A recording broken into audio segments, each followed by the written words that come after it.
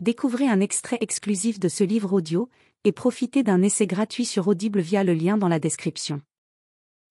Pip s'accroupit pour caresser le chien, mais surtout pour se donner une contenance, car elle est gênée d'être là, seule, à discuter avec un adulte. « Tu ressors ? La fête n'est pas terminée. Il y a encore plein d'enfants dehors. »« Je pense pas que ce soit une très bonne idée. Je veux pas laisser maman, au cas où elle se sentirait mal à nouveau. » Il hoche vivement la tête. « T'as raison.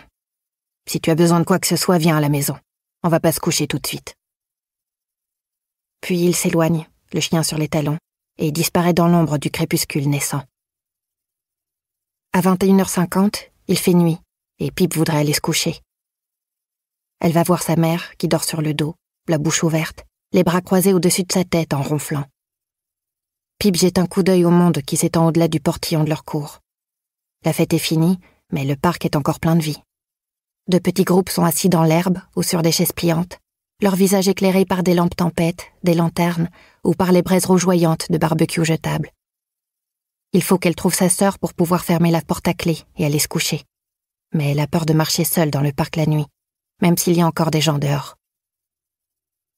L'éclairage de la cour d'une maison voisine s'allume et elle voit un groupe de gens d'une vingtaine d'années traverser le parc vers la porte, tous tenant quelque chose dans les mains. Des couvertures, des bouteilles de vin vides, des sacs poubelles remplis après cette journée passée au soleil. Cette clarté brutale et les conversations enjouées de ses voisins et de leurs amis donnent un sursaut de courage à Pip, qui attrape les clés et referme la porte derrière elle. Les ballons de la fête d'anniversaire qu'elles ont organisée pour Grace plus tôt dans la journée sont encore accrochés à la table de leur cour, flottant tristement dans la chaude brise du soir. Des enfants se trouvent dans l'aire de jeu, mais ce sont de grands enfants. Elle s'approche d'eux, pleine d'espoir. Elle distingue des visages qu'elle reconnaît. 2 des filles de Léo, Katkin et Fern, assises sur les balançoires. Tyler et Dylan, côte à côte sur un banc. Mais Grace n'est pas là. « Vous avez vu ma sœur ?» Ils échangent un regard et haussent les épaules. Dylan se redresse. « Elle est pas chez vous ?» lui demande-t-il.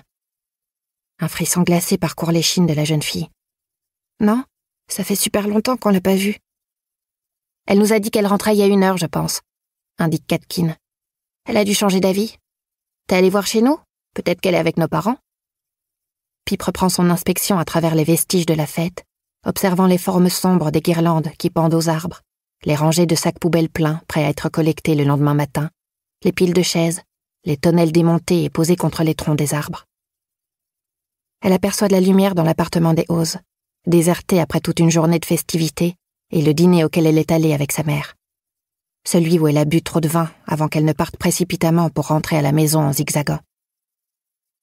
Elle pousse un cri de panique quand une silhouette apparaît soudainement à ses côtés. C'est Max, un garçon solitaire qui passe son temps à jouer au foot. Il n'a que 9 ans, 3 de moins qu'elle.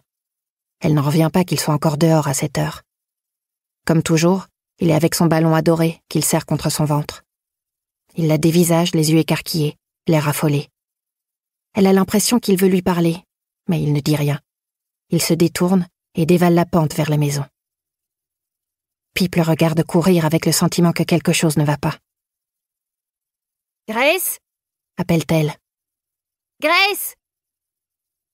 Elle distingue quelque chose au sommet de la colline, une forme inhabituelle qui sort de la haie qui entoure la roseraie. Elle s'approche. « Grace !» crie-t-elle à nouveau. Quand elle n'est plus qu'à quelques mètres, elle voit un pied. Le souffle coupé, elle avance. La jambe est rattachée à un corps. Pip éclaire la silhouette avec son téléphone. C'est une fille à moitié dévêtue, le short baissé sur les cuisses, un débardeur fleuri remonté au-dessus d'une petite poitrine dénudée, les cheveux en bataille, le visage en sang. Grace. Pip tombe à genoux. « Non !» murmure-t-elle. « Non, non, non !» Elle baisse le t-shirt de sa sœur et remonte son short. Puis elle court à toute vitesse vers les lumières éblouissantes de l'appartement des Ozes, vers les adultes, le cœur battant à tout rompre.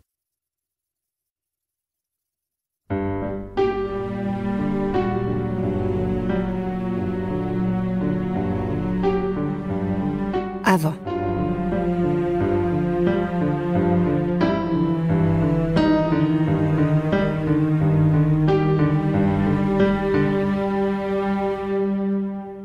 Chapitre 1er. Cher papa, On a déménagé dans le nouvel appartement ce week-end. C'est douillet, dans une rue calme avec des petites maisons. D'abord, t'entres dans un petit couloir et sur la droite, il y a... Livre audio complet gratuit disponible en description de cette vidéo.